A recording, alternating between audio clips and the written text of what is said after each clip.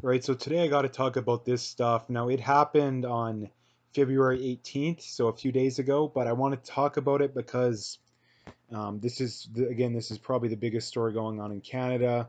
I don't know if I'll make any more videos about it unless something major happens, but I wanted to talk about this because this is tied into some other big issues that are going on in not only in Canada, but basically in the political world as a whole.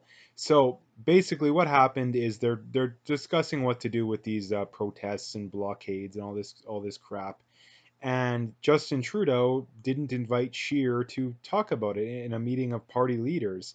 In that, I basically think that it was just them, the Bloc and the Greens, and maybe the NDP. But I'm pretty sure it's the Bloc and the Greens were there for sure. I don't know about the NDP. I don't remember. I remember reading about it, but I don't remember exactly who it was.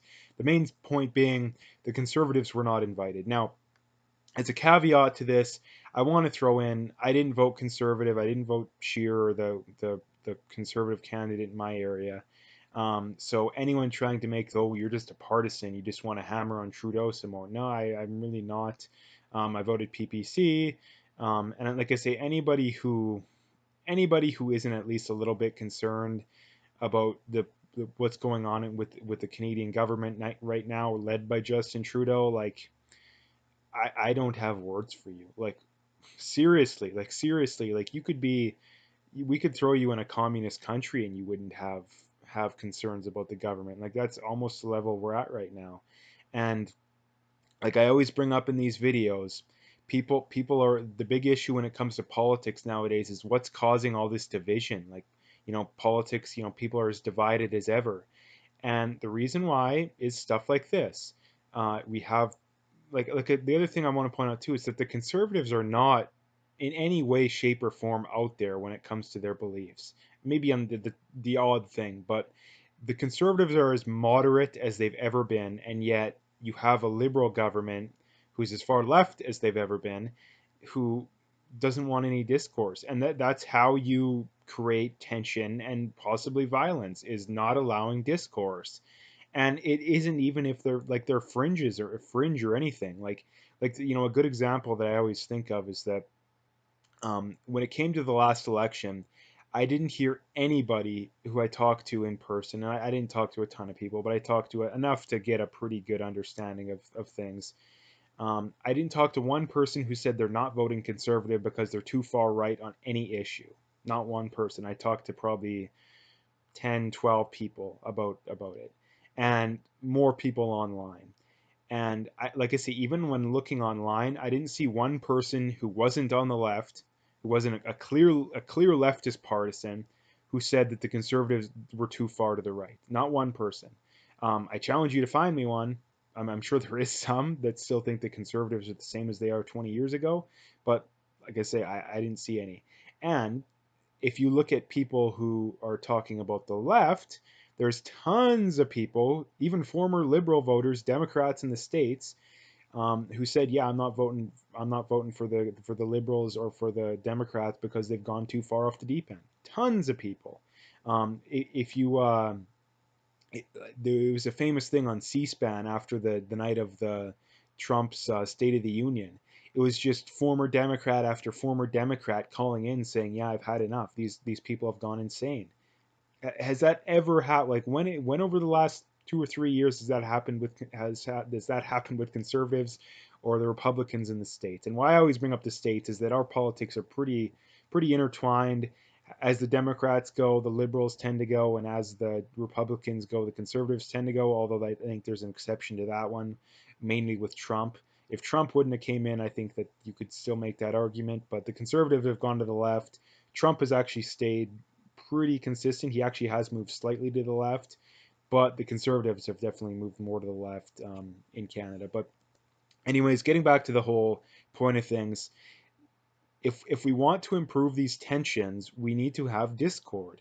And I think the reason why the left doesn't want that discord is that they're like with anything, why the left doesn't like debate with anything, is that I mean not with 100% of things, I would stress with most things, is that their beliefs aren't held in any form of logic, reason, truth, evidence, any of that kind of stuff. And that's why they like doing this Justin Trudeau, BS where they don't want discussions. And first of all, I don't understand why is it such a discussion. Like, it's illegal to block a railway line. Why is that even up for discussion? Whether we're going to allow people to do it, it's illegal. It makes no sense.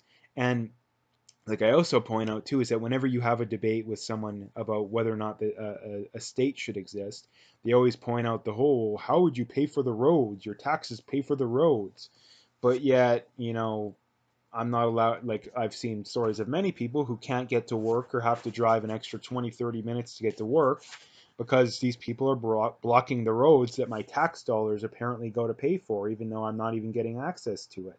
So it's just a rank contradiction and rank. It's okay when we do it, not when they do it. And when has the right done stuff like this? I know there was the United We Roll, but United We Roll didn't block intersections and railway lines, at least what I'm aware of. And like that's what I said. That's what I wanted to bring up to. It's just a sheer double standard. The left can do whatever they want. The right can't even have an open discussion. And that's the last example I'll bring up is that just to talk about the bias when it comes to politics nowadays. Just within the last week, or maybe it's just over a week, but there was a Bernie supporter in Florida that literally crashed his car into a voter registration area, almost hit people, could have killed them. There was another Bernie supporter that tried to burn down a GOP field office, and there was another Bernie supporter that literally went. They were. It was during the caucus or the I don't think they call it the primary in New Hampshire, and they had it at a high school, and there was a Trump supporting high school kid, and this Bernie supporter went up and literally hit him in the head, just hit him across the face. And yet, did you hear anything about those stories?